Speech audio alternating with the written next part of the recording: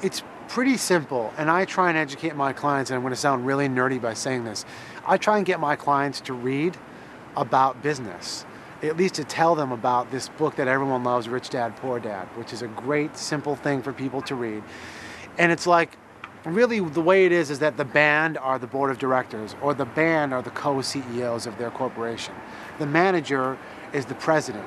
And then all the people, the lawyer, the publicist, the record label, the road manager, the accountant, are the division heads. And you have to ask your clients, what do you want out of your business? If you want to just play in a basement and have your friends like you, that's great. You don't need a manager, you don't need an agent, you can just do that.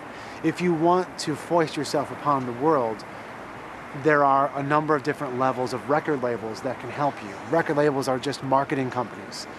And everybody gets very emotional about it, and they should, because it's a big thing. But really, record companies are just marketing companies, right? They get the rights to your product, and they spend X amount of money to market your record, and they make a markup on it, or a profit, and they pay you what ends up being a very small royalty rate for the trouble.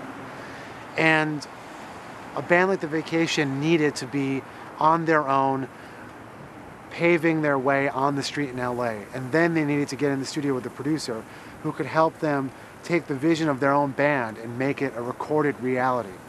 And they needed to do it without a label, because they needed to not have people pushing them around and trying to mold them and turn them into, I don't remember what the hot band of the moment was, but all the bands now are supposed to sound like the Killers and the Bravery and God knows what else, right?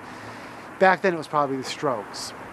They needed to make their music in the purest way possible, like Green Day, like Rancid, like The Offspring. Very simple. Get it on record, and people will then come to it. They knew they didn't want to be on a major then, but they knew they wanted to get to be on a major. I try to tell my clients why they want to be on a major, why they want to be on an independent, why they may want to, in fact, develop their music in a recorded form completely offline before they even get to a label. It's about decisions, and it's about educating your clients about what the options are. Everybody wants to be on Warner Brothers Records or Interscope or Universal or whatever, right? Because it's glamorous, it's sexy, there's the promise of big money and hot chicks and fancy houses.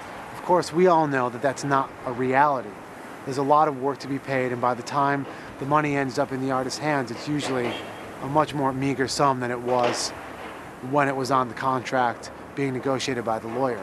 I try to empower my clients with knowledge so that they stay in a powerful position in their own careers, and so they don't feel like they're under the thumb of the man. I don't know about not signing with a label, because then as a manager you take on too much responsibility. That it's interesting, because I'm a manager who owns a label, but I try to not manage artists on my label, and I try to make sure that people are hired to do the job that they specialize in. For instance, I don't try and get people publicity.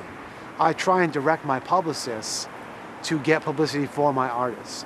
Because when you cross those boundaries, you open yourself up to getting a foot in your ass from your clients. And B, you open yourself up to handling things the wrong way. You know, I don't expect my publicists to put together a tour budget. I don't expect my publicists to go and sit down with the band and talk to them about their overall strategy for 2 years for their career. I expect myself to do that. So I try and have very simple boundaries with my team for an artist, and I like to have them do their job. That said, a band like The Vacation had a publicist from day one, and it worked. We got in the LA Weekly, the LA Times, Guitar World, Spin, Rolling Stone, the NME, and so forth and so on, because I gave a person a job and paid him a very small sum, which is what we could afford at that time, and he did a great job. It wasn't my job to do that. I think that just thinking that every band needs to be on a major label is a misnomer. It's a really, really bad thing to think. First of all, bands get swallowed up on major labels, and second of all, that's fool's gold. If you waste 3 years of a band's life trying to sign to a major label and you don't put out any music into the world, what service are you doing for them? I believe bands need to put out music as soon as possible and grow in public.